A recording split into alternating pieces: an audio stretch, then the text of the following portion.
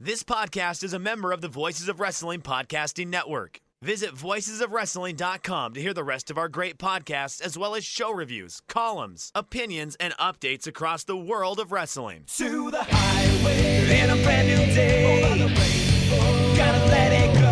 So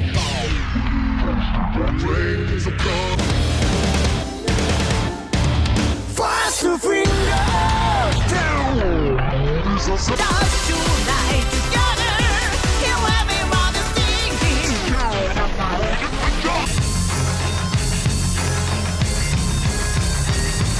你看到我就怕，头皮发麻，我的手。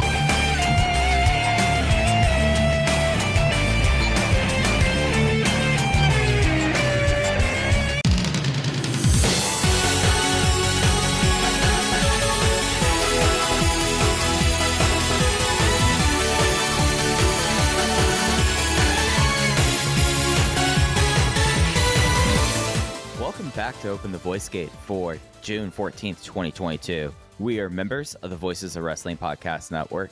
You can find our podcast on the Voices of Wrestling podcast feed or on our own dedicated podcast feed on all podcast platforms and applications. You can follow us on Twitter at Open Voice Gate. If you'd like to donate to the show, just click the link in the show notes. It'll take you to our redcircle.com landing site.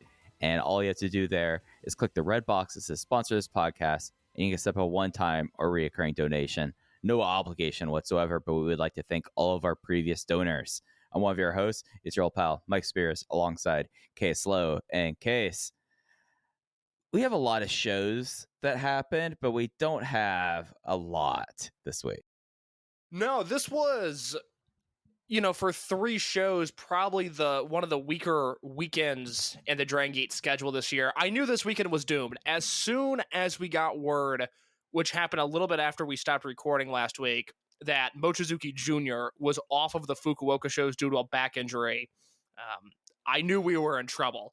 That was the spark that I needed to get through 3 Fukuoka shows, and that spark was not there. And so, boy, was it a long weekend watching 3 of these shows. Yeah, and it's something that...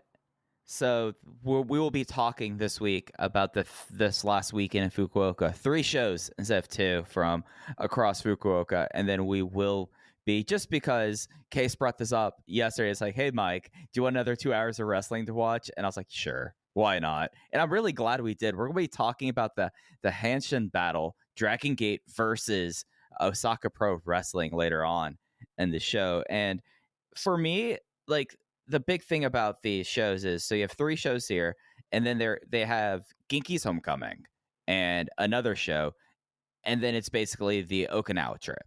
And everything here felt like, in a lot of ways, was waiting to get through the Okinawa trip, other than Shuji Kondo and Kai, in a lot of ways. You know what the best show of the weekend was, Mike? What was that, Case? It was Barry on HBO. Can we talk about this real fast? Yeah, they went there. Look, we had a lot to get to last week. We kind of expedited our Barry talk, but it was the season finale this week.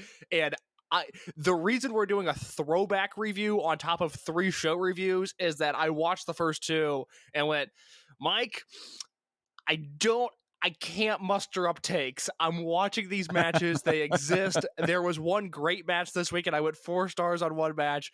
But other than that, there are matches happening.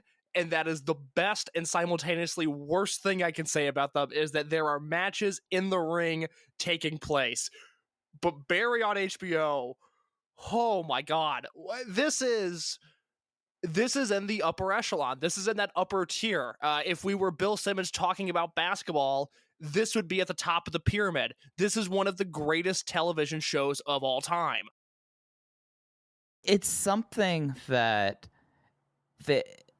without getting into details about it, they managed to go through nearly the entire episode without having a murder on screen, but a lot of stuff was happening and a lot of murders were happening. I was like, wow, that's something. And then the final 15 minutes of the episode, basically, with everything with Gene leading up to Barry and Gene and Jim Moss's house, was just phenomenal. It just was really, really interesting stuff, and it kind of leaves us now with the thing I was reading stuff that Bill Hader was like, yeah, no, we've had to rewrite so much of this, and we already have part of season 4 written. I just don't know where you can go from here at this point, other than trying to resolve Barry and the legal system, I guess. I don't remember if I said this on the air last week. I apologize if I did, because I know I was talking to a friend about this, but when Barry season 1 ended, I hoped that was the end of the show. I didn't want them to do a season 2 because I thought there's no way that they're going to follow up on season 1. All of these mysteries that are left unsolved, they will disappoint me when they are eventually resolved. And then season 2 happened, and it blew season 1 out of the water. So when this season came around, I was buckled in, ready to go. I knew they were going to crush it. And the expectations that I have for season 4 are monumental at this point.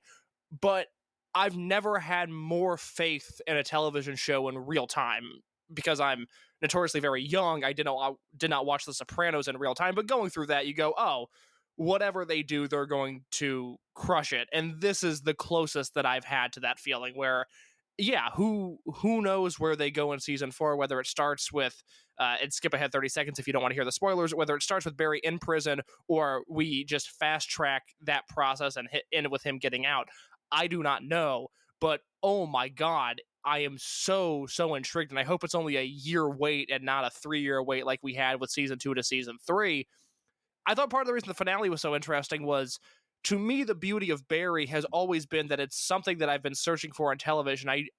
Not every show needs to be this way, but I don't understand why so many shows lock themselves into it's either funny or it's dramatic, or, as we've seen really over the last 6 or 7 years, these bad dramedies that are neither funny nor dramatic. That seems to be the happy medium with television at this point.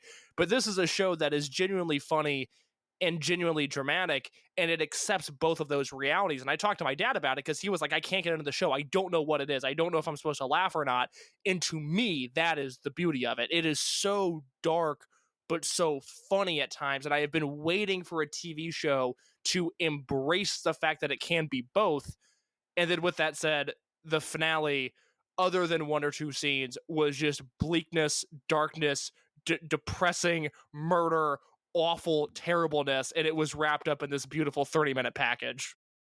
It's something that you mentioned, watching things play out in real time, and for me, and I know, and again, Hader talked a little bit about this, and it's very similar to who I think is the top creative at HBO, and Jody Hill and Danny McBride, is that all 3 of them, before Righteous Gemstones or the just general stuff that Hill and McBride do, and Hader, they write it out and they stage it as, okay, this is a however many episode long movie, and we're going to go take you from start to finish. And it's something that I think that when you talk about season 4, and spoilers for 30 seconds here, I don't think we can really, like, other than the fact that we've seen how ineffective law enforcement generally is in this, I don't think we can make an expectation that Barry gets out. So I wonder how much of it's going to actually become like a metaphysical sort of thing, like as they're prone to do with him on the beach this season. It was terrific. Thank you for indulging us. That was our Barry talk. Let us get through Fukuoka so we can talk about Dragon Gate versus Osaka Pro. Yeah, getting through it, I think, is the best way to describe it. So these shows were on the 11th and the 12th. The one show on the 11th will remain up on the network until the 18th. The 2 shows from the 12th will be up on the network until the 19th. It's single cam. It's across Fukuoka. We really pulled a few topics out that really were the 4 big storyline things from these shows. Case I will go through all of the results first, if you would want it, or should we just I'm right now looking at the Facebook page and they do not have the full results. I know they're on Twitter here, but just leading us off, I think the biggest story coming out of this weekend is now this triangle 3-way just situation that's happening over the Open the Dream Gate title, as now Kai is clearly ducking the King of Gate 2022, Yuki Yoshioka, and instead nominated the person who defeated him in the King of Gate tournament, Shuji Kondo, for, originally it was Kobe World, but now it is for the 7-7 Tokyo Cork and Hall show. And well, what's your just get your temperature check on this? Like that, it does not really feel like the Masato Yoshino option where they would flip the belt over to him, but instead it seems like we're getting one more Kai defense before he likely drops it. I said last week I was 60-40 on Kai retaining at Kobe World, but I have the right to reserve that weekly as we go along, and I am now up to 50-50 Kai retaining versus Yoshioka winning the belt. I don't see Kondo making his way into that Dreamgate slot at Kobe World. I do think Shuji Kondo is doing great work right now, and that is the exciting thing, is this will probably, under the Dragon Gate banner, be his last big profile push. Could he be a Triangle Gate champion at some point? Of course. Could he be a Twin Gate champion? Possibly. I think that'd be very exciting. But we are seeing, given the direction of this company, given the way that things have worked around here over the last 3 or 4 years, this is probably it for Kondo.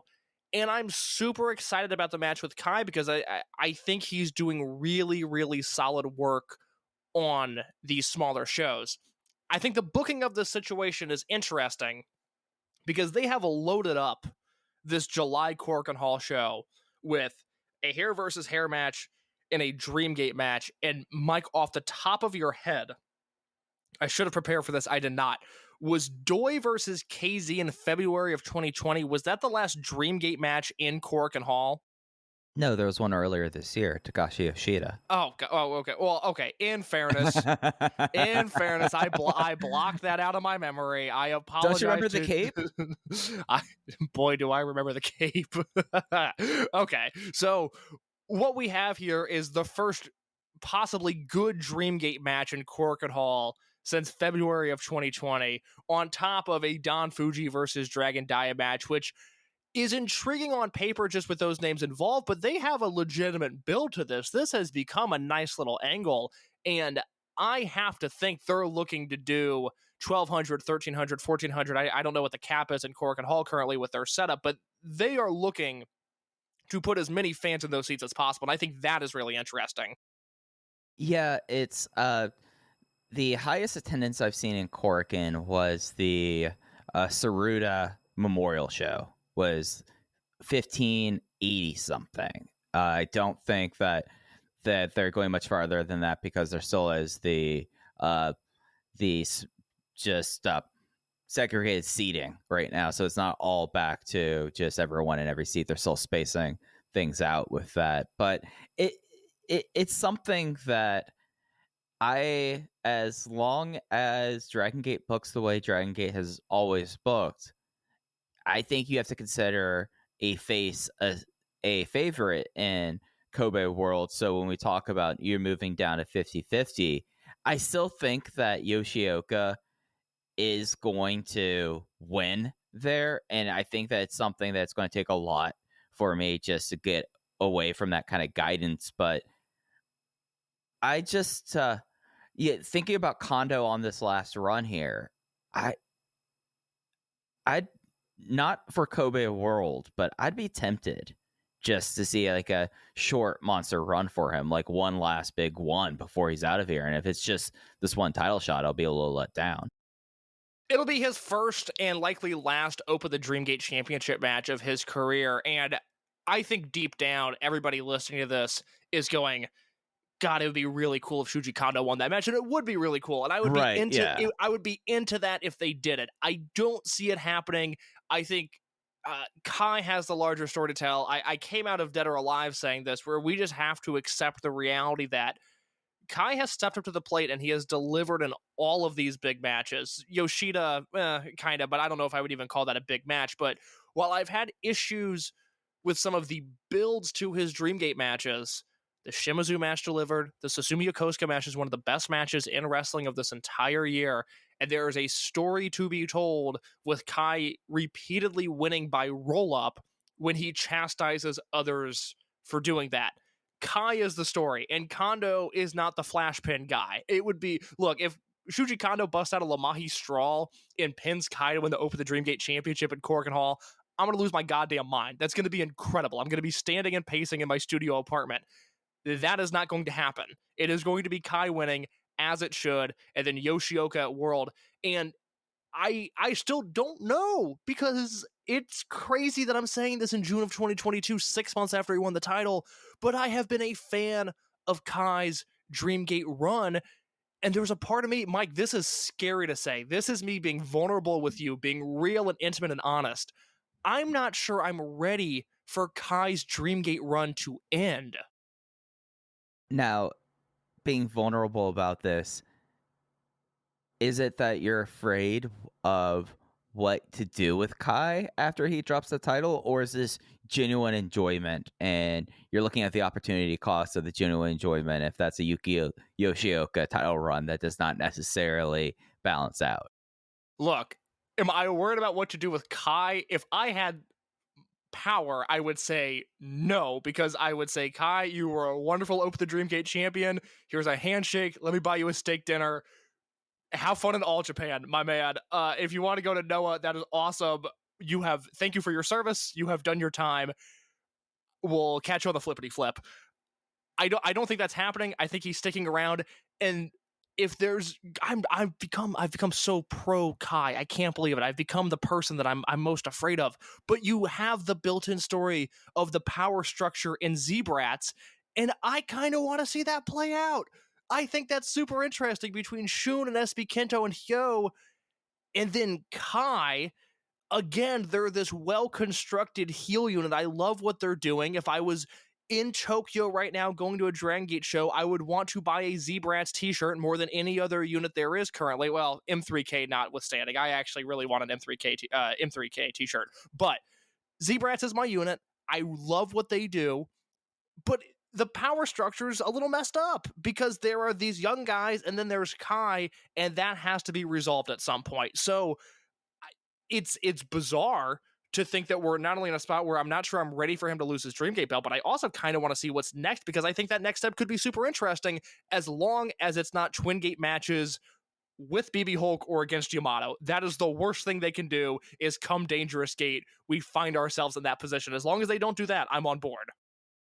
You know what would be a great way to take care of that power struggle case?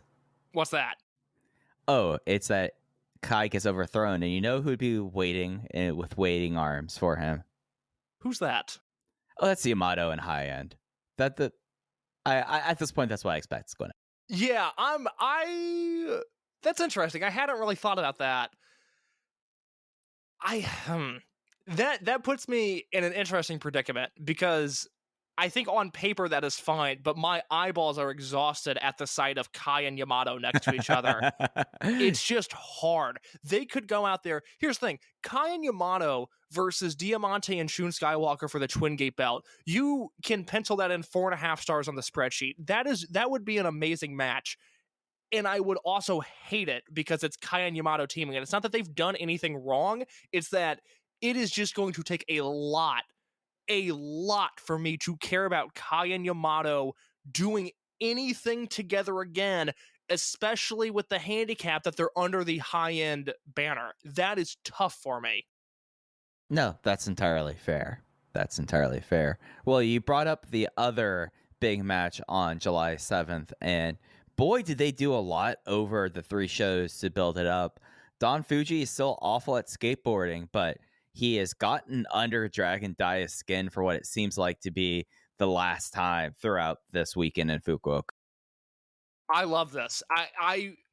Don Fujii is such an interesting wrestler, and we'll talk a little bit about this with Super Shisa when we get into our throwback review this week. But it's like I always say with Fujii, if he was in any other company, I think there would just be more asked of him, and thus his output would be higher. But you see him here, and this is becoming a really interesting story where it was kleptomaniac Don Fujii, and he was wearing the ski mask, and everybody knew it was him, and he tried to skate, and he fell down, and it was very funny.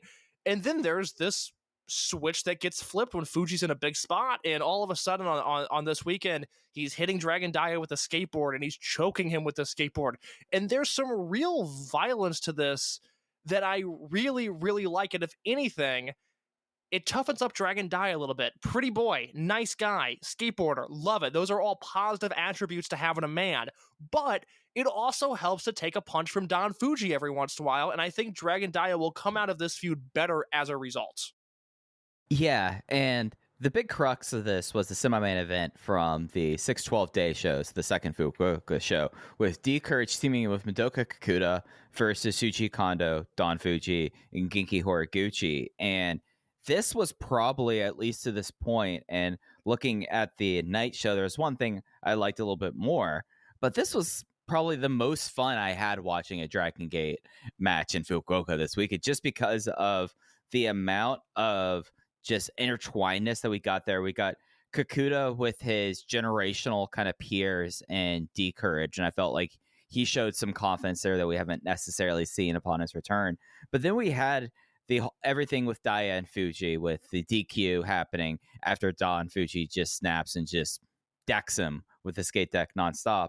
While there's also Shuji Kondo and Yuki Yoshioka stuff going on through it. And it was really something that I felt like this weekend of shows direly need. And it really put a nice pin on the Daya and Fujii Apuestas match we're getting in 2 weeks.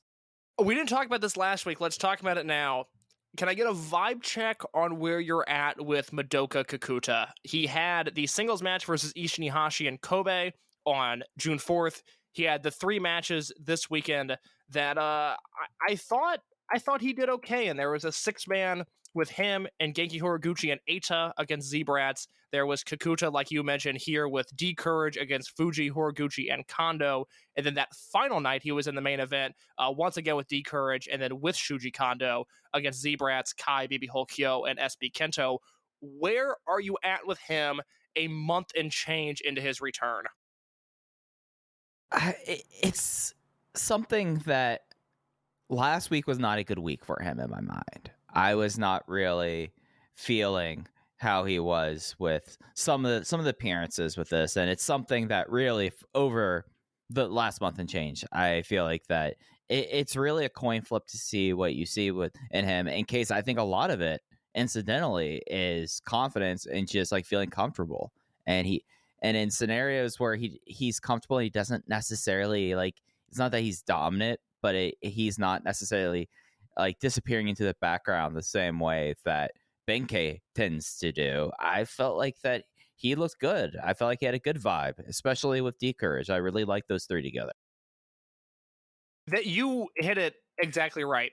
He is a man wrestling without confidence right now. He is wrestling like August 2021 Strong Machine J. And I use that specifically because that means there's light at the end of the tunnel. There's hope there. But on a show-in, show-out basis, I have no idea what I'm getting from him at this point. I liked the Ishin match. I thought he had a very good weekend. I liked him in all of these tags that he was in. But I don't necessarily buy, just from the way he's projecting, just to play body language doctor for a second, I don't buy that he thinks he's doing good work right now, and it kind of bleeds in to his matches. I like the Ishin match specifically because he was a little bit more dominant. I think he is destined to be a great heel.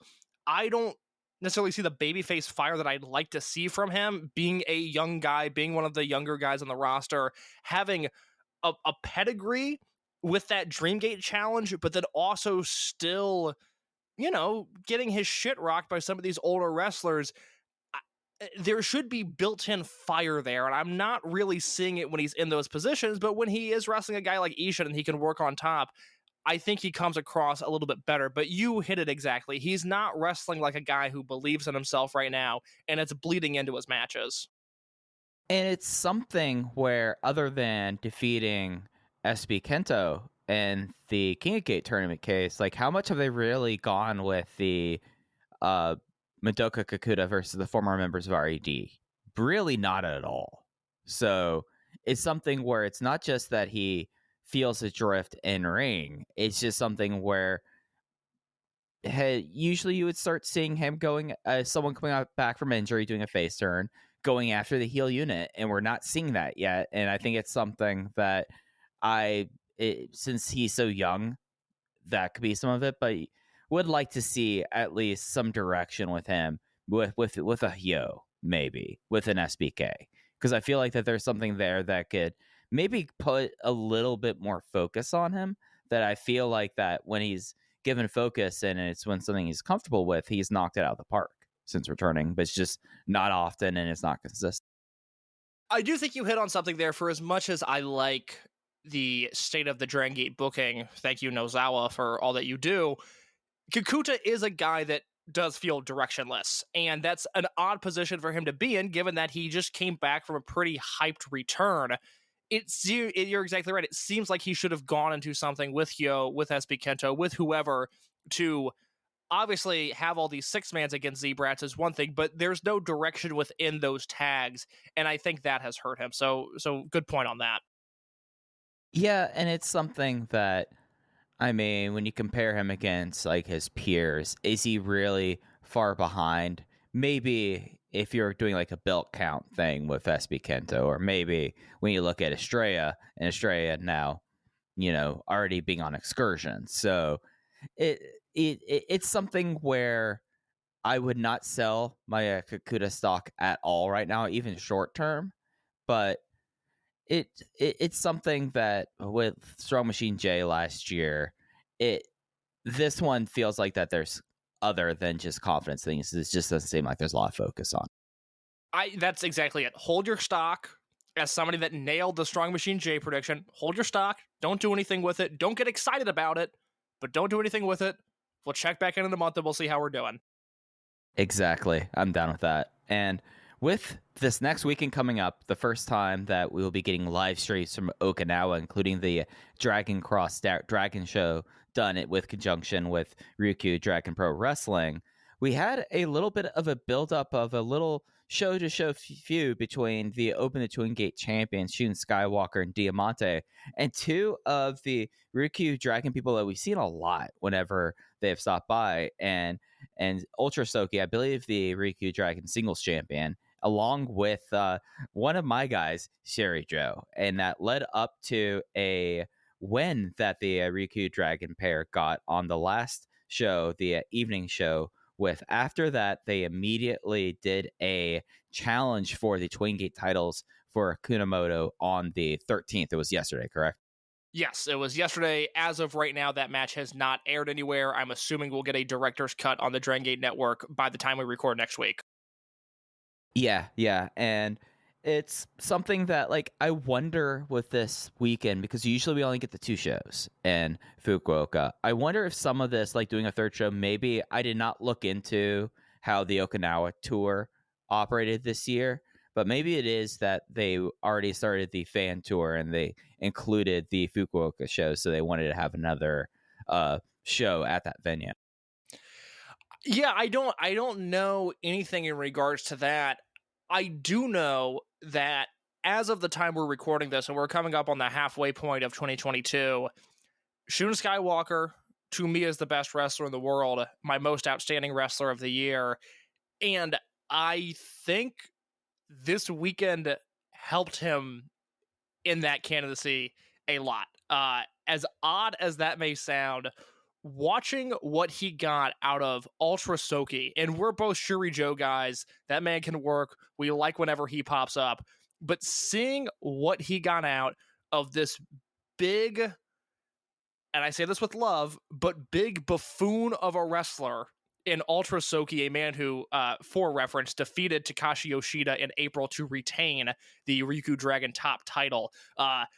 Oh my God, this was such an effective and fun match. This was on the final show of the weekend, the evening show on June 12th. This was compact. This was intense. This had purpose because it set up the Twin Gate match for the next day. I can't believe how good Shun and Diamante are. I hope they continue to hold these belts, and because there's so much good wrestling, or at least wrestlers that are put in positions to be good in 2022, I really hope they get some sort of spotlight as we go throughout the year, so that when it comes time to fill out ballots, we can easily point to them, point to 3 or 4 matches, and go, these guys were the best tag team of the year, not named the Young Bucks. Yeah, I mean, being able to, I'm going to be fascinated to see how this Twin Gate match is. I think it's going to be Kuishimoto. really good if it's anything like the first match. By the end of that, when Shun won with the mask grip, I was into it. I was so excited to see what was going to come, and I'm bummed it wasn't uploaded on the YouTube. We're going to have to wait a few more days, it looks like, but I wanted that handheld on the floor of Ryukyu Dragon's finest challenging Shun and Diamante for the Twin Gates. Maybe this was because I watched all these shows in rapid succession. I did not feel that way at all about the semi-main event case. I thought this was until like the last few minutes with the mask grip, I thought this was really dry working around. Ultra Soki, I'm certain, is a very pleasant individual. I love his mask. I would love his vibe. Probably one of the less talented people that they could have brought over for this, and it just was a lot of him kind of stumbling and being awkward, and it kind of I did not like Soki's presence before this match. I really enjoyed what he did with Z-Brats. So I'm with you, but I'm against you. I would love to know who Soki is friends with that gets him booked as often as he is. Yeah, I mean, like, Charami Saber is in that promotion, right? Like, this is, my main man. Like, Sherry Joe, yes, but Charami Saber, that's someone completely different. Hibiscus Mill, talented wrestler. Yeah, and she hasn't done any of the Fukuoka stuff either. You know? No, but I'm looking forward to this weekend. I'm very excited for next week's show. It's going to be a lot of Okinawa talk, a lot of Ryukyu Dragon talk, so that should be a good time. I mean, it's basically going to end up us like having a devotional to Gurkhan Mask, right? Oh, I like plan on praising him for 90 minutes. Whatever else we do after that is fine, but it's going to be a Gurkhan Mask 90-minute monologue to open up the show. Yeah, I mean, gosh, I can't wait for this Dragon Cross Dragon show. Like, I don't know anything about the card. We don't know anything about it, but it's gonna be fascinating. I assume that there's going to be a KZUT title match on there. That's a good point. That I would imagine there is. I mean, it's just Okinawa's fun. We don't get this stuff on TV anymore. I know we've talked about this on the show, and I know it's been confirmed to me, but I forget. I know specifically the last time I remember the Okinawa trip making TV was 2014, and it was just a really fun block of TV with lighthearted multi-man matches. But, you know, the featured stuff, much like a Fukuoka show, last two matches in the card, those are going to deliver. And plus, I like the Ryukyu Dragon guys. I think they're fun. I like any promotion with fun junior heavyweight wrestlers. This is very much going to be... This weekend shows are the Case and Mike special, but, you know, I'm okay with being happy for once in my life. It's good to treat ourselves. This is what I keep on hearing. I haven't totally bought into that, but I'm hearing a lot about this treat yourself mentality. I mean, if you ever watch Twin Peaks Case, you'd know it's very important. Every day, once a day, give yourself a present. I've never seen Twin Peaks. I learned, and this this is hashtag cancel culture coming up. So I learned who David Lynch was because he was an actor on Louie. And have you seen those episodes? Yes, I know exactly what you're referring to, but Case, you are even more... No, Case. You're even more of a hipster than I was at your age, and I can't believe you have not like been in a scenario where someone said, "Hey, let's watch all the way through Twin Peaks." Like that's... Well, that's where you're incorrect. Have I been offered to watch Twin Peaks? Absolutely. Have I taken them up on that offer? No. My knowledge of David Lynch is that he was in a few episodes of Louie, and when I saw them, I was like, holy shit, who's the old guy? He's the best actor I've ever seen. And then I looked him up, and that was like the second thing he had ever acted in, and I was just annoyed by that. I wanted to watch more footage of him. I was like, I don't know, Twin Peaks, who fucking cares? That's a nerd show. I want to see him do Louie, but in other things. You are really pushing me to my core right now. You are really, yeah. But it's like that Twin Peaks is like spooky, isn't it? Vaguely, unlike but it's not funny. No, it's very funny. Oh, it's very fun. Okay, is it kind of like okay? Could you draw the line from Twin Peaks to Barry? I think you could. I think that there are certain aspects to it that I think you could, especially with like the concept of the LAPD being incredibly bumbling. Okay, that I'm on board with.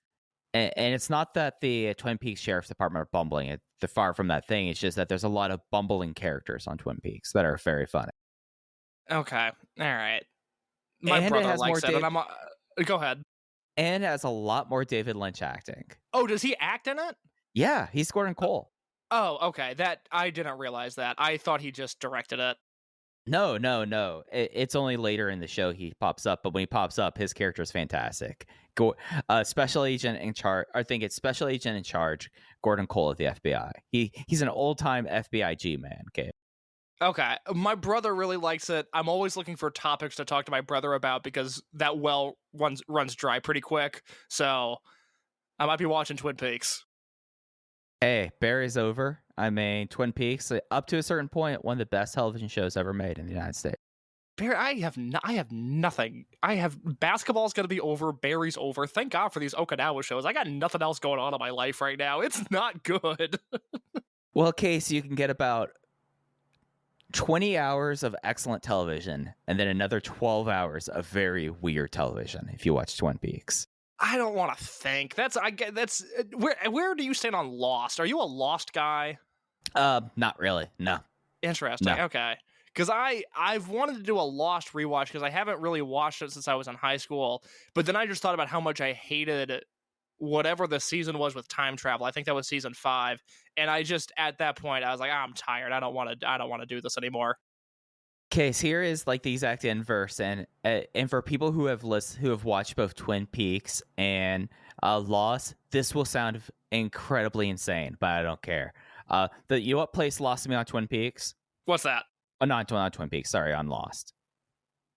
Go ahead. It was when the smoke monster popped up. I was done. This is what my brother says, and I got through that. I was on board with everything until they started time traveling, and I, as a concept, just reject that entirely. So I couldn't go past that. Take that, Jules Verne. Take that. Well, the other major thing that happened on this Fukuoka weekend was before the weekend happened, as Case mentioned, Mochizuki Jr. pulled his back, I believe, in training. Doesn't seem like he's out long term, but he was pulled from this weekend of shows. So that meant that M3K was back to M2K. And for people who aren't familiar with classic M2K, we got a whole lot of the double ring out committee. Yeah, I don't have a ton to say on this, but I do think it was worth mentioning that we have the original M2K. They're doing the double ring out stuff. Your mileage is going to vary on this. I really like it. I think when you purposefully construct matches around a double count out in a way that the audience is invested in, that is something that is not seen anywhere else in wrestling, and I think it's a really interesting story device. So I'm all for it. I hope Mochizuki Jr. comes back soon because, and I kind of alluded to this last week, but we're now in a really weird spot on these Dragon Gate shows, and it speaks to the power of Takuma Fujiwara, who, we'll see what happens with him. Obviously, he's working in Mexico. I believe he is allowed to work in America as well. I can double check on that. But we could see 0 of his excursion matches, and he's still done enough to win Rookie of the Year, because Dragon Gate is now in this odd position where losing Fujiwara eliminates an automatically good match from these shows. And that's crazy to think because he's 20, he's been wrestling for 7 months, but that's the position we're in. And I was hoping that Mochizuki Jr. was just going to fill that void, slide right in there, and consistently have the most entertaining thing on the show. So I hope he comes back soon, because I'm into the M3K. I like M2K doing the double ring out stuff. This is all very, very fun to me. I'm really excited about all of this. Yeah, and it's interesting they went 1-0-2 with the 2 double ring outs, but the one that they won was on the first show, and it was Kondo with the Gekko Judo elbow drop, but they went straight to it. And I think that really your mileage might vary with this. I'm someone that for me, I thought it was really fascinating that King of Pro Wrestling stipulation from this week, where it's a 10-minute match, but you get to see how many falls you get, or how many counts you get, basically. Whereas you're still using the basic thing of pro wrestling, but you're just gearing it towards a certain aspect of it that you don't visit that often. And I think M2K does that so phenomenally well. I mean, the way that they had this Fukuoka crowd in it, because they did multiple double ring out attempts in each match, and the crowd bit on each and every single one of them. And it was incredibly, it's something that's incredible to watch, to see them pull this off 22 years later. Yeah, to me, it's no different than a near fall. Just the construction of it is different, and I really like that. I don't know if I trust another wrestling company to do that. I don't know if I trust another wrestling audience to buy into that. But if you buy into this in this context, in the system, I think it's tremendous. Absolutely. So those were the Fukuoka shows that we were talking about this week. They're going to be up the network from the 8th until the 18th and the 19th. Let me ask you real quick. Ahead. Your match of the weekend, what was it? It's really hard not to have that D-Courage and Kakuta versus Kondo Fujii and Horiguchi 6-man. I really liked, though, the main event of that night. I like the 8-man tag Natural Vibes versus Zebra. It's Hulk, Shumante, SBK versus KZ, Jason Lee, Big Boss Shimizu, and Strong Machine J. I thought Strong Machine J was showing a little bit more of the personality that I was hoping for last week in this match. And I thought that was really kind of cool. Yeah, I would say the main event of the daytime show on June 12th, that 8-man that was Hulk, Diamante, Shun, and SB Kento versus Natural Vibes, KZ, Big Boss Shimizu, Jason Lee, and Strong Machine J. That was my match of the weekend. I also really like that aforementioned Fuji, Horiguchi, and Kondo versus D-Courage and Kakuta match. And then, like you said, the 8-man to close out the weekend was very strong. Yeah, it's something that there are pieces on these shows that are a lot of fun. We had more future matches, including I just had a note that I think will be interesting to keep track of: Kaito and Nagano from Fukuoka. And I mentioned this case. I don't remember the last person Dragon Gate actually had from Fukuoka. Yeah, I don't know off the top of my head, but to have a guy from a market that you hit consistently is something that Dragon Gate will exploit and use in their favor. Absolutely. And that was the weekend there. Should we hit the other news notes that we wanted to get to before we talk about the Hanshin Battle? I think that is a great idea. All right. So as we've kind of alluded to, Estrella and Takuma Fujiwara, if they're not already in Mexico now, they will be in Mexico within the next few days. We have, Case, you posted it from the Twitter account, their first international bookings. And of course, the biggest thing of note so far is La Estrella will be debuting in MLW coming up at the Battle Riot. Yeah, I'm very curious to see what comes of this. Like I said, obviously Fujiwara is working in Mexico. I am assuming that he will be in America at some point. I know there are some advocates helping out with the booking of these guys. One specifically who is a big La Estrella fan, so it doesn't surprise me that he's getting the big opportunity in MLW over Fujiwara, who at least as of this time of recording is not announced.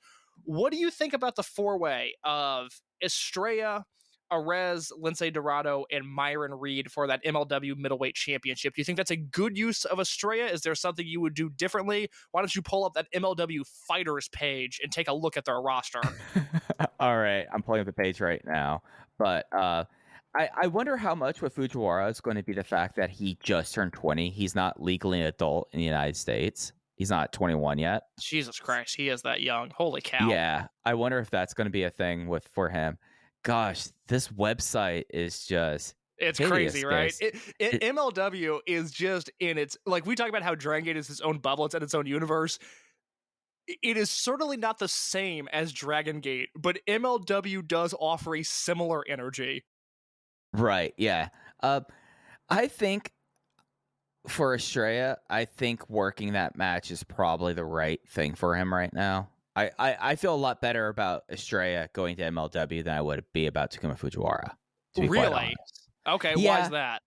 So the reason why is, or at least of the options available for him, I think MLW is the best. Because at the very least, there will be enough people that, like you have Lindsay Dorado and there, Myron Reed, you have Arez, and those are all three guys. I'm like, all right, Estrella can get something out of this. And that's kind of, he can get something out of this, and I'm not worried about his safety, to be quite honest, because there's some places that might book him on the indies that I don't like I would not send Dragon Gate people to.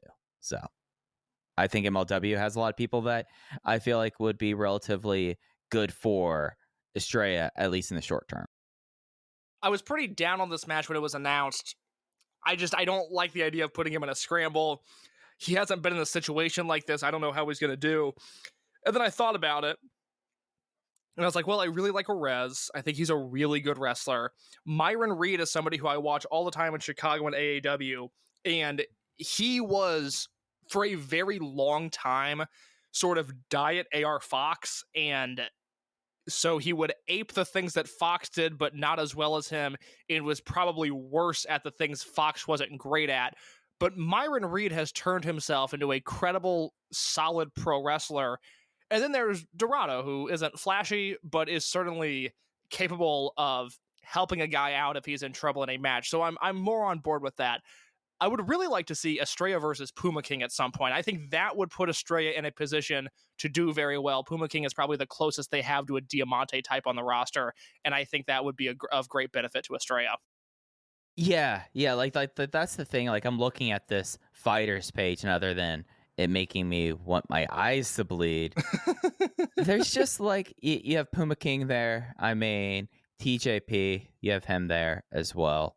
TJ, okay, here's the thing. That's why I'm so surprised to hear you say that you like Estrella and MLW more than the idea of Fujiwara there. Because I look at Fujiwara and I go, throw him against Davey, throw him against TJP, throw him against Matt Cross, throw him against Calvin Takeman if you have to, throw him against Aramis, throw him against Orez.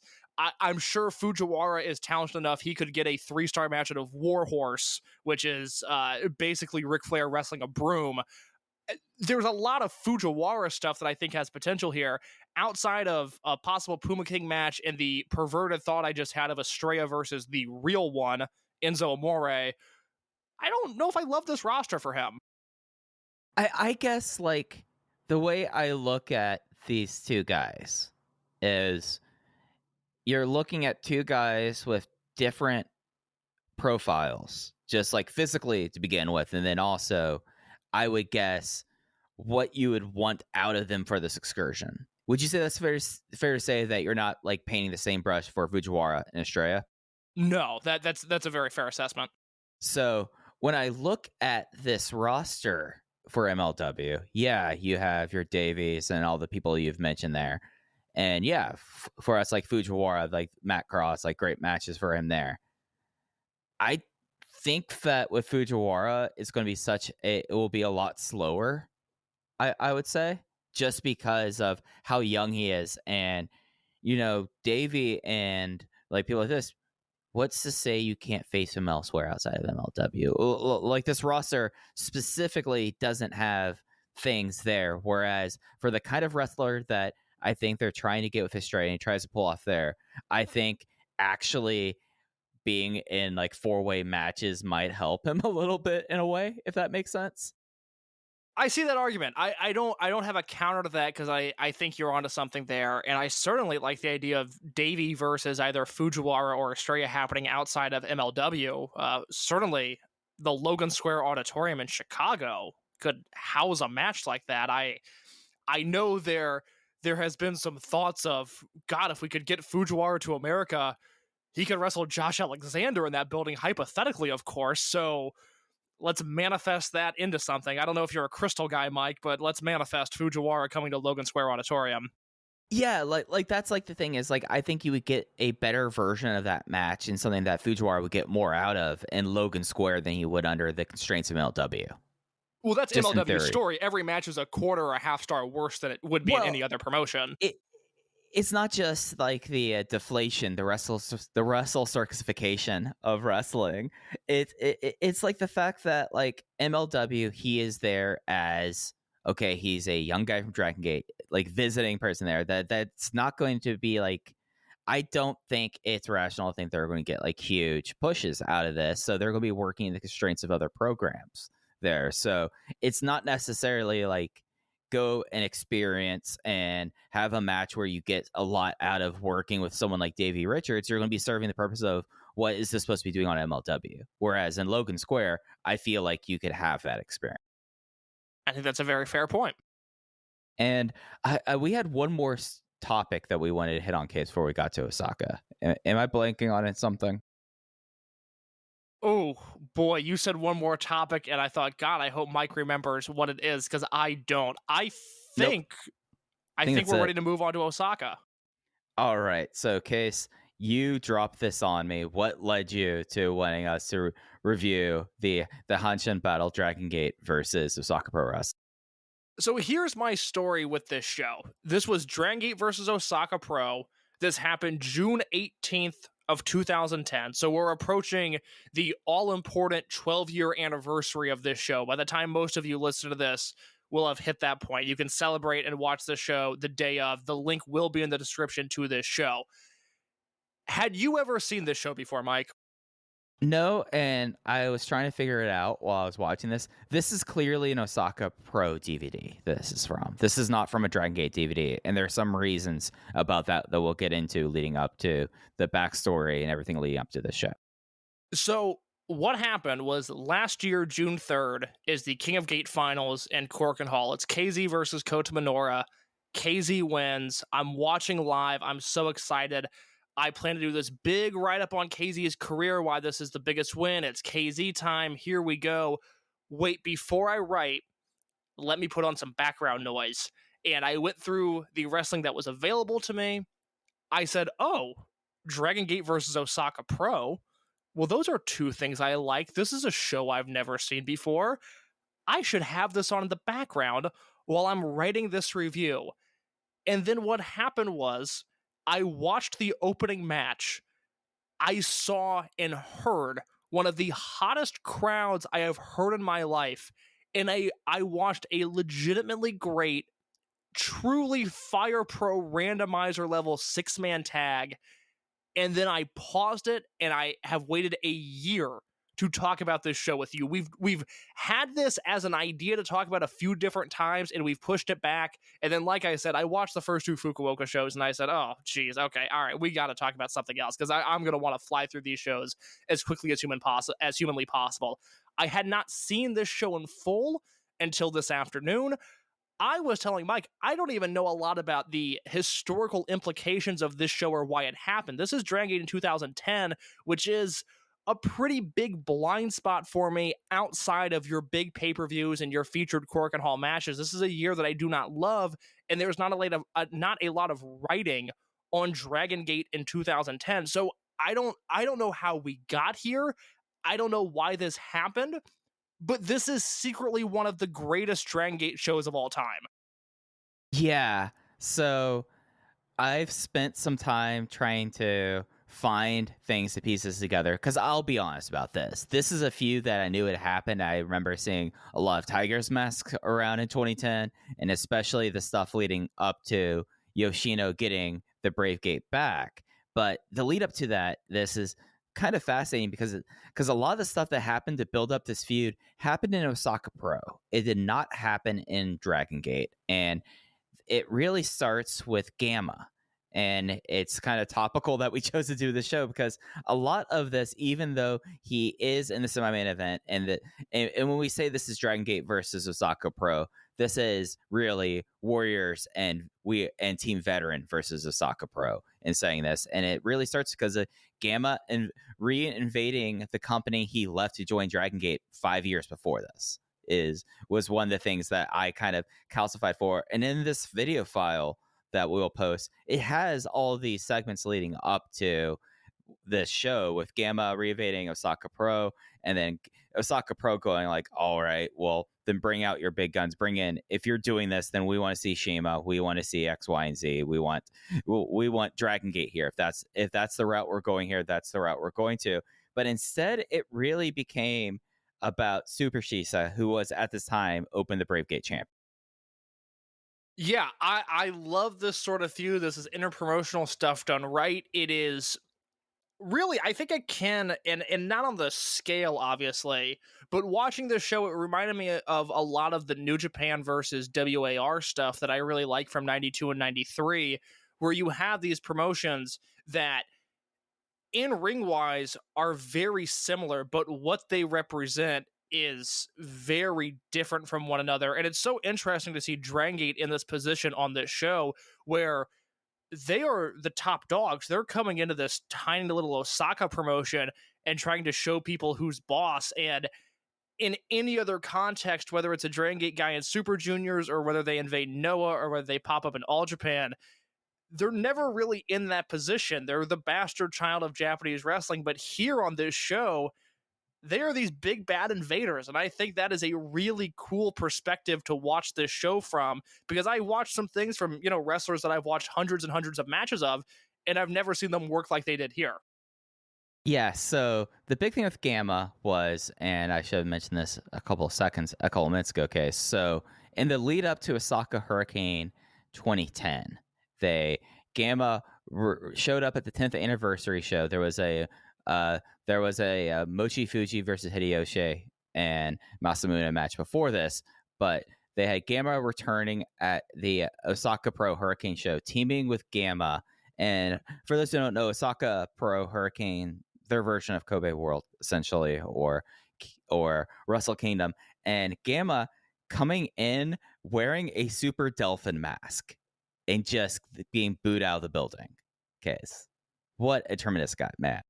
When Gamma wants to be a good wrestler, he can be a good wrestler, or at the very least an entertaining character. I maybe shouldn't go as far as good wrestler, but there have been times in his career where, man, he finds something to do and he digs his heels in, and I love when he does that.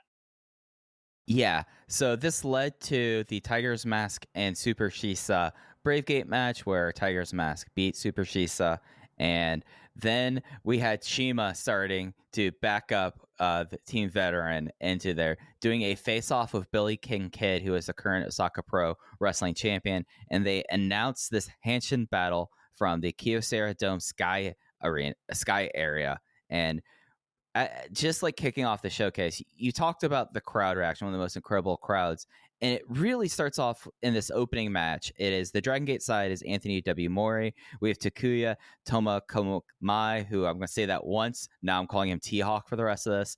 And Mark Haskins versus the Osaka Pro pairing of Momono Shishin of Daisuke Harada and Azuchi Katoge and Takuya Okita. And it was Katoge pinning T-Hawk with a moonsault press.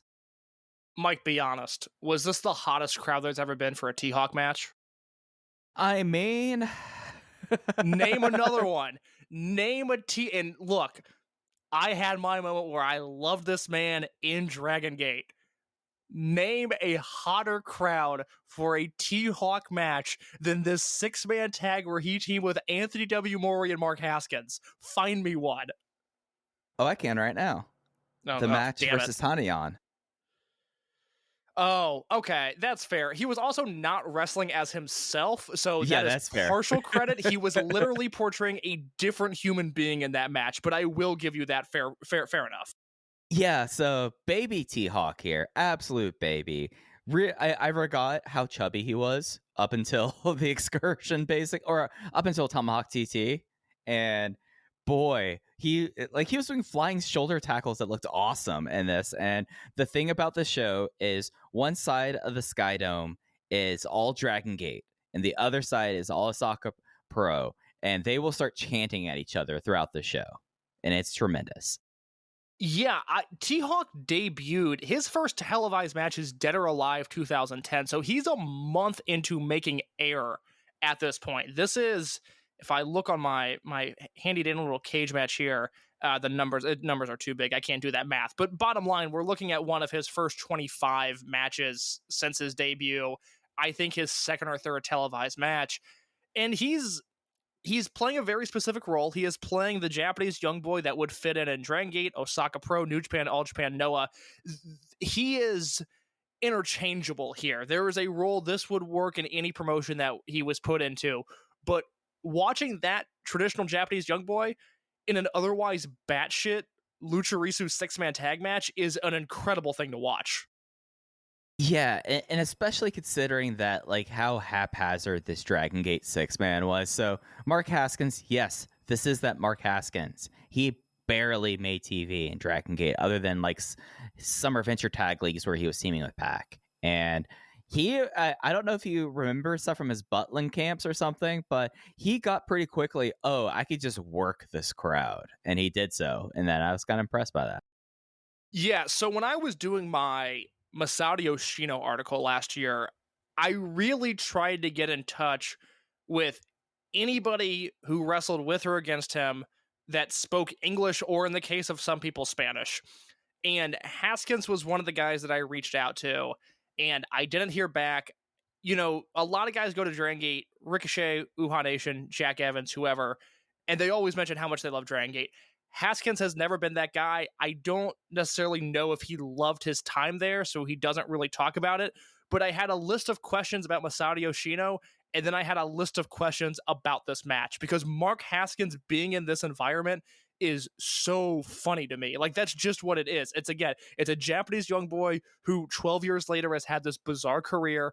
It's Anthony W. Mori, who would only retires. He wrestles for another 6 months, so he's on the brink of retirement. And then you look at what Kotoge and Harada have become, these accomplished yet underwhelming junior heavyweights.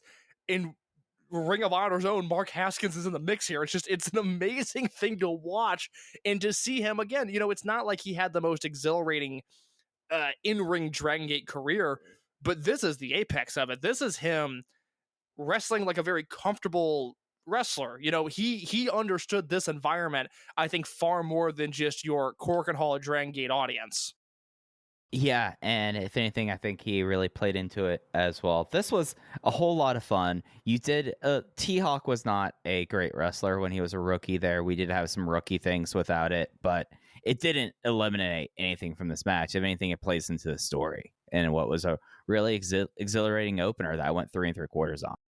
I'm at 4 stars. I love this match. It's just, I don't think it's watching clap crowds for 2 years. I think this crowd is legitimately special. And again, I turned this show on not really knowing what it was the first time, just going, oh, it's Dragon Gate versus Osaka Pro. I know there's a Mochi Fujii versus Kotoge and Harada match that people love. I'm sure we'll get like a fun CIMA match, whatever. And then I turn the show on, and it's Maury, Haskins, and T-Hawk, and just a high level Lucha Wrestler 6-man.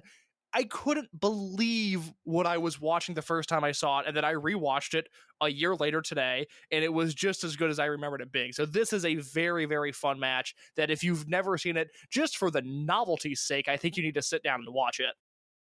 Oh, absolutely. And then after this, we had the Osaka Pro tandem of Hideyoshi and Masamune versus Super Shisa and Shisa Boy. It was Masamune doing a Cobra Clutch on Shisa Boy to win this one. And Case, Rudo Super Shisa.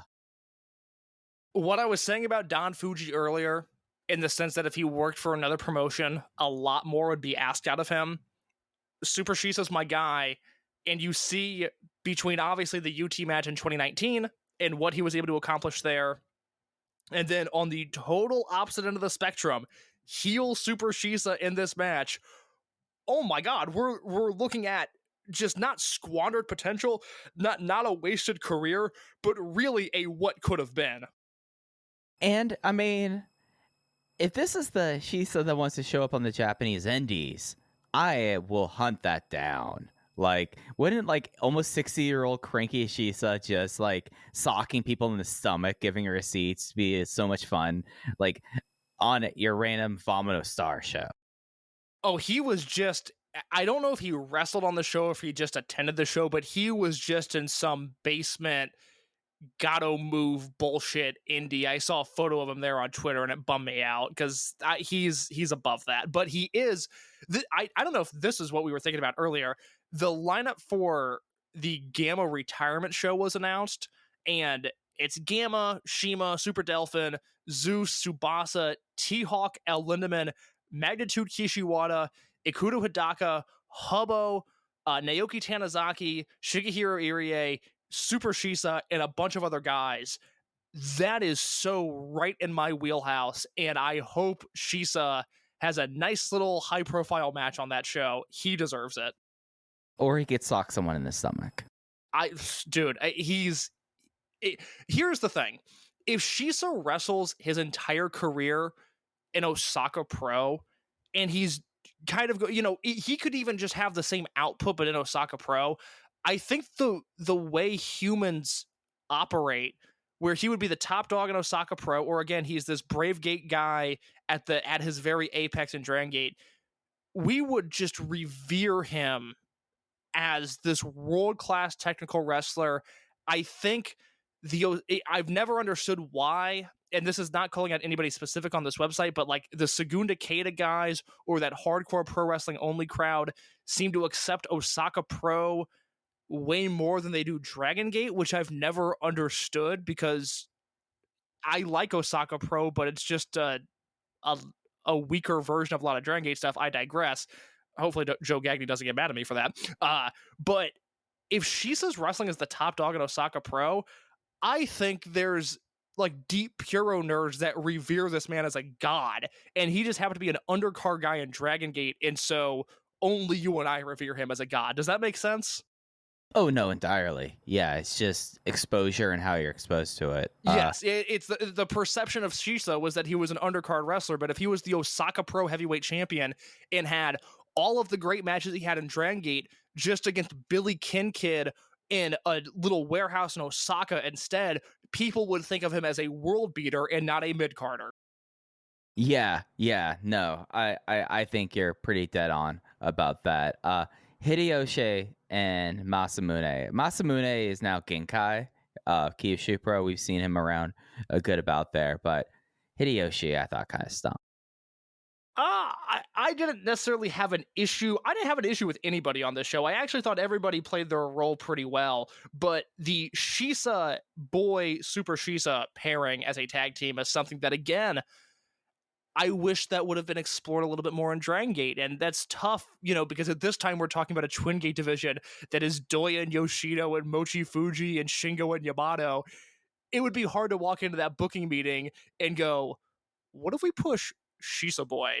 I understand why that didn't happen, but god damn, you look at the way these guys work. There's a great sequence where Super Shisa does a tope, and then Shisa boy on the opposite side of the ring does a Cape Rana, and it was Young Bucks Rock and Roll Express level chemistry between two tag team partners. And this is like the only 2-on-2 Super Shisa and Shisa Boy tag that I can remember. It's just mind-blowing to watch. Yeah, they just were really feeder. Basically until they remember that Sachi was a member of the roster before World 1 International. I'm happy with the career Super Shisa had in Dragon Gate. He's personally one of my favorite wrestlers of all time. But what could have been? It is amazing to watch this and to think that this guy, hey, maybe he was capable of way more than he was positioned to do. I totally with you on this.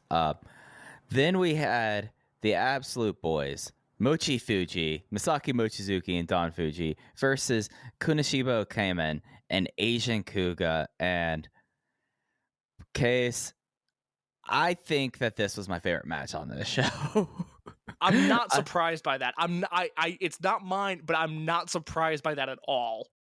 So Mochizuki wins after Masaaki Mochizuki does the twister on Kamen, but it's something that like when Kamen like is a scenario where it's not expected to do the Kamen act and just like goes out there, the amount of selling and emoting this guy does in a serious match and the amount of sheer hatred that Mochizuki had throughout it. I mean, doing just insane like chair throwing within the first minute was exactly what I wanted out of it. Yeah, it is so interesting to watch, especially the first 5 minutes. And I think this maintains a level of excitement all the way through. But the opening minutes where you have Kamen, who has such a defined character, his matches versus Kikutaro, you know what he is, you know what he's going to do.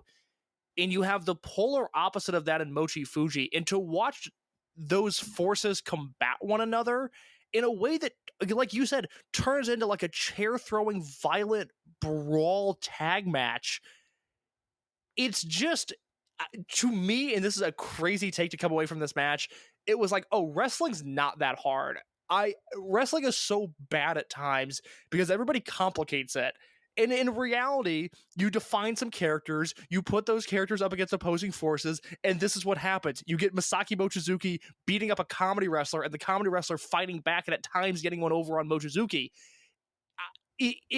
I'm so glad you have that take that this is your favorite match on the show. It's not mine, but boy, do I understand why it's yours.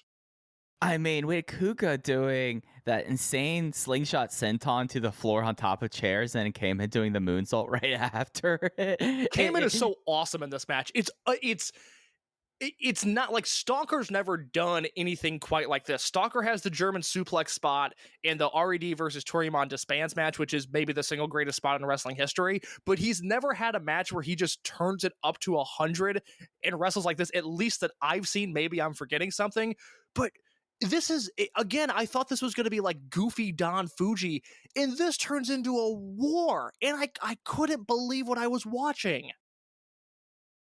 And it's something that I kind of think that the costume in Kamen doing this is what makes it pulls this off.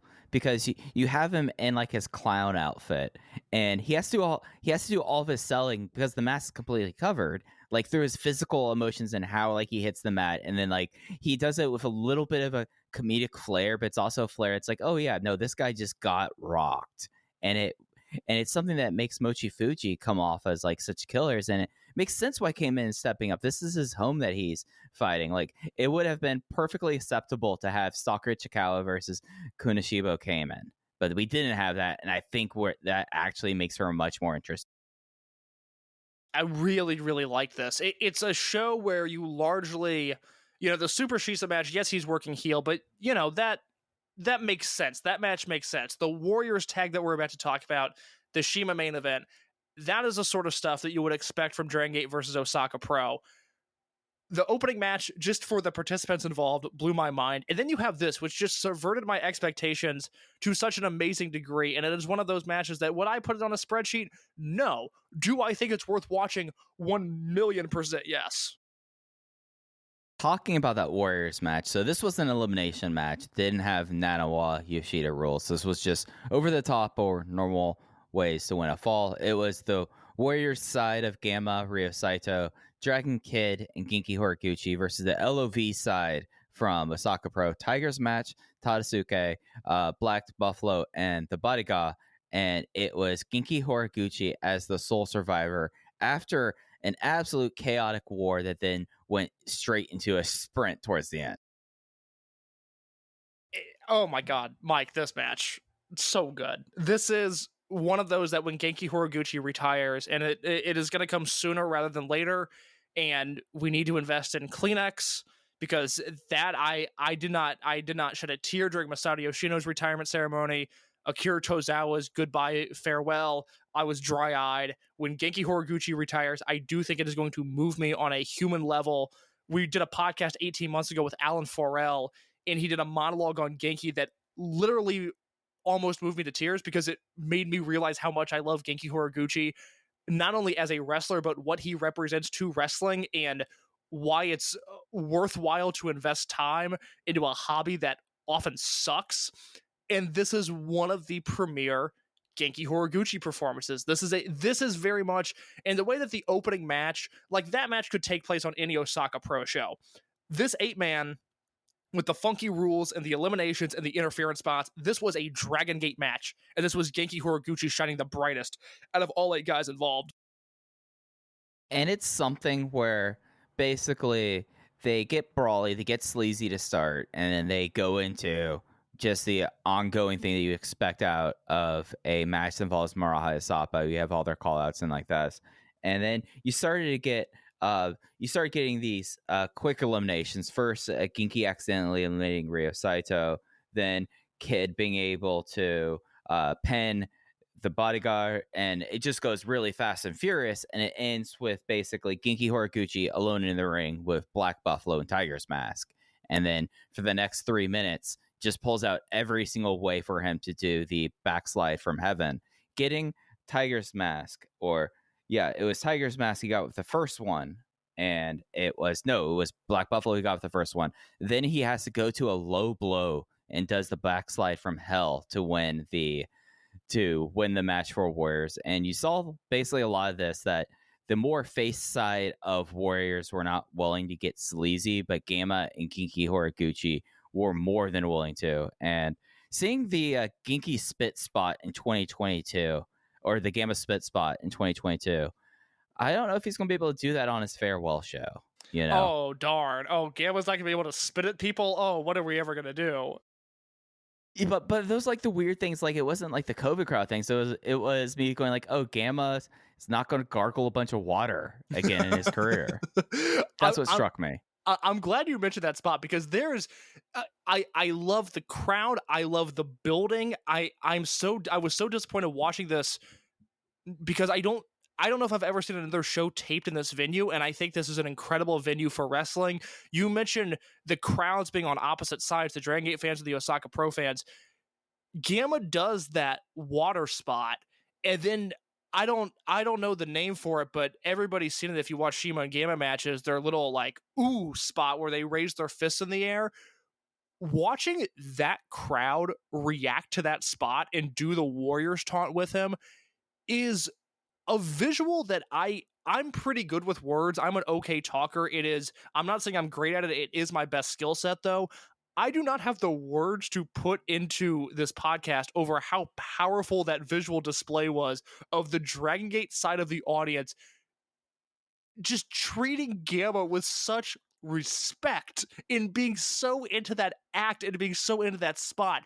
It is incredible to watch. It is really remarkable. And it's Gamma, I mean, spent his entire career before Dragon Gate in Osaka Pro, knowing at least how to get the audience. Because then he goes and he stares down the Osaka Pro side with like a sneer. And it's just like, oh, this is Gamma. This is like the Gamma that we're supposed to respect, actually, doing awesome things there. And I don't know if the Osaka Pro side was chanting violence, because I know LOV violence is a part of it, but it was something where like you heard like HAG calls and then violence on the other side that just added something to this.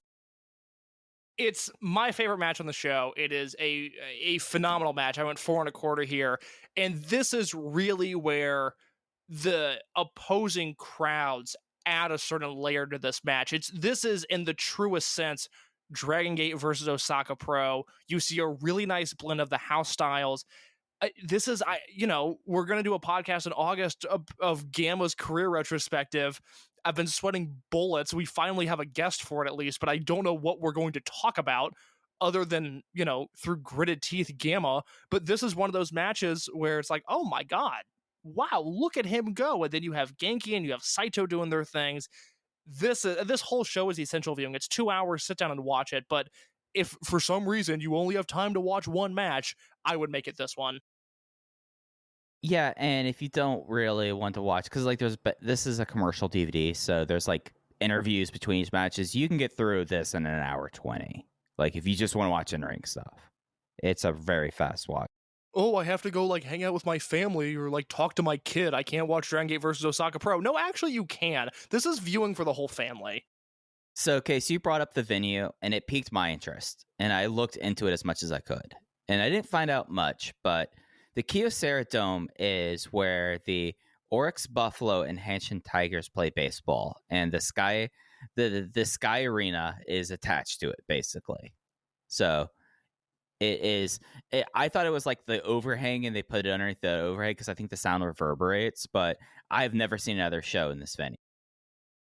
So when COVID first hit and baseball season was delayed, there was all that talk of like, okay, so we're all going to get super into Japanese baseball. And I remember ESPN was showing the Korean League, but as it turns out, at least in my experience, trying to follow Japanese baseball, trying to watch it was an incredibly difficult process. And it was also very hard because I was looking for a team from Kobe because of Dragon Gate. And the closest to that is the Oryx Buffalo, who are based in Osaka, but used to be the Oryx Blue Wave of Kobe. So I was like, all right, great, this is my team. And then I learned that they were just absolute dog shit. And COVID was very hard on all of us for that reason. You know who was a member of the Blue Wave? Who's that? Oh, Ichiro Suzuki.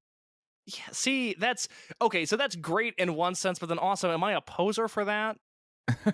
I mean, that's just like a little fun, like little like aside for being a Buffalo fan. I see Ryan Vogelsong is at least at one point was a member of the Blue Wave. No, okay, so I'll accept that.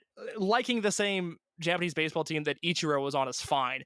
I do want to take this opportunity to say that I have spent most of my life trying to get music into people's lives. I am the opposite of a gatekeeper. I want people to watch Dragon Gate. I want people to listen to the bands I like. I do think it's very funny to gatekeep Kate Bush from Stranger Things kids, and I hope that everybody listening follows me in that, of making sure that people know that you like Kate Bush before she was on Stranger Things.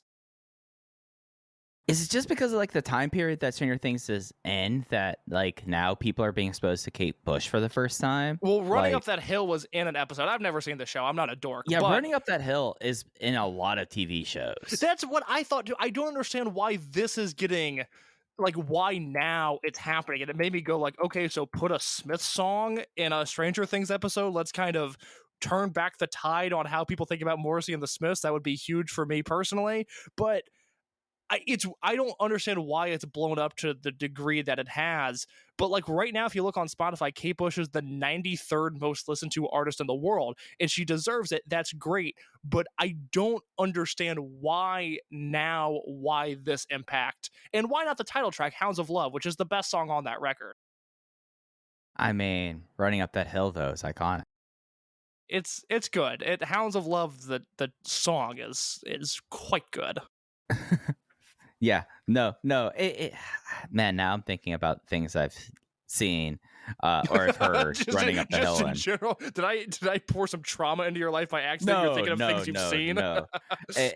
You would think that maybe going to art school, as long as I did, I have dated someone who was a Kate Bush fan, and you would be correct.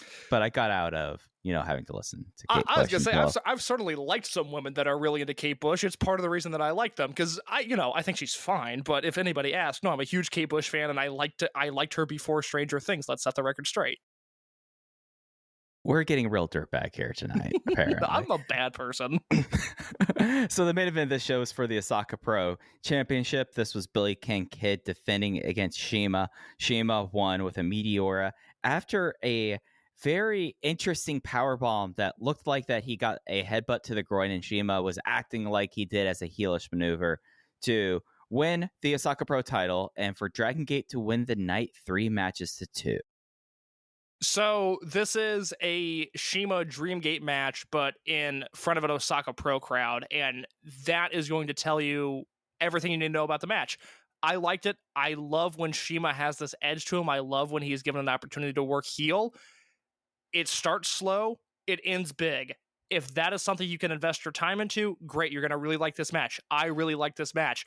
But it is the CIMA big match formula, which I know does not compute for everybody. I would say that this is 17 minutes, so it's not as bad as the CIMA epic match for those who dislike it. And he really does try to do the big dogging heelish thing a whole lot. Like that really, I came away with this going like, oh, CIMA really decided to be a prick tonight versus, oh, CIMA wanted to have his Dreamgate match. The pacing of it, even though it was 17 minutes, I thought it was much longer. That's kind of an indictment on this match. The pacing of it to me screamed, hey, let me try out some stuff a month before Kobe World. Let me see if I can sort of get some of these spots down. But I like that sort of stuff. I like when CIMA's in this environment. I can live with him working a little bit slow, especially when he's leaning into the heel work like he did.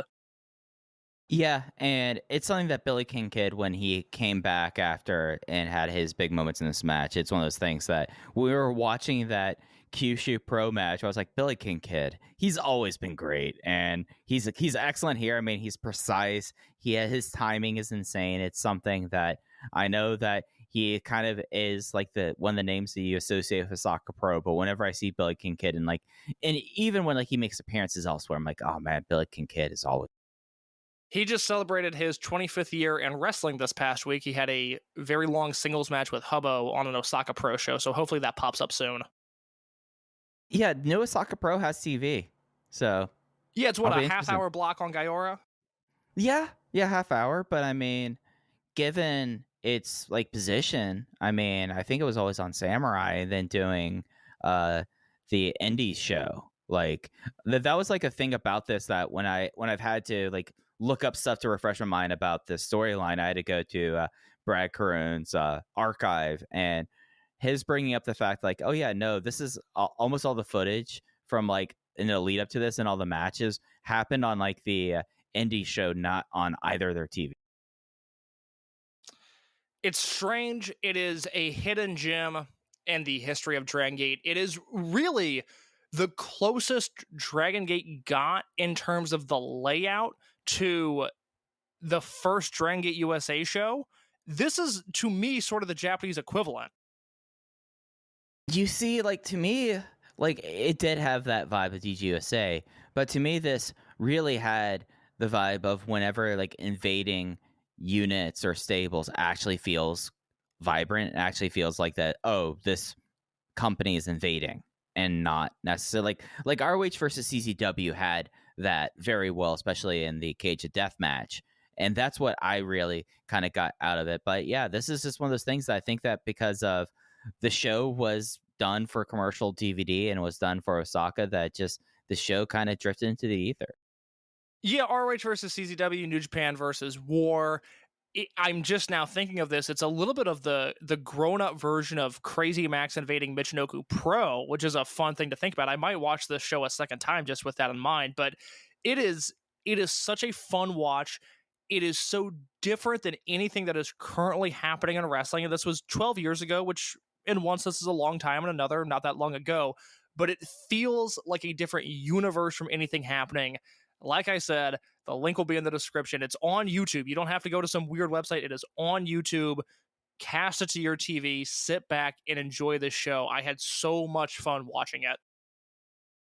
Yeah, absolutely. Anything else you want to hit on before we get out of here? Any denunciations of reporting you want to do?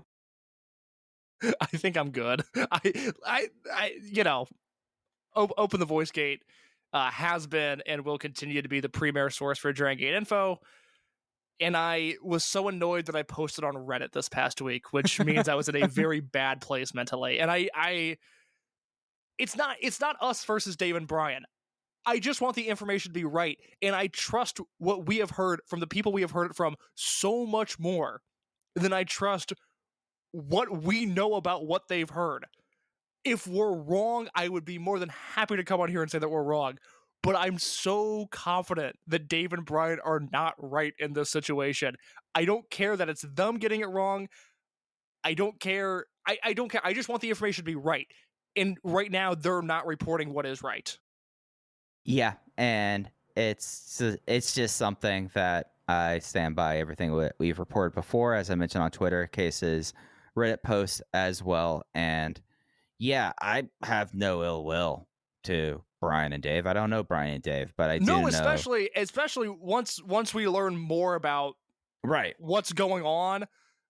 It's not, what they did was not good, but I'm more sympathetic to their cause. I mean, there are certain processes that were failed on their part. Yes, no, bad job out of them. Not as bad as I thought. We'll say that. I still think like, but that's something that I have talked about on that first episode where I went through and the process with that. At this point, if it turns out that somehow that their reporting is right on this, I'd be absolutely stunned. And yeah, I will address it. But I, like Kay said, I'm completely object to the reporting on this and stand by what we said. But I just wanted to make sure that we at least had that on air other than tweets and Reddit before we got out of here. I posted on Reddit. Disgusting.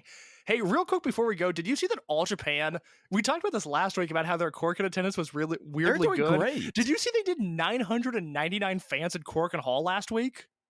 Yeah, All Japan. For a 6-man tournament. What the I only question it because it's not like I have people in my ear going like, hey, did you check out that All Japan main event? That was really good.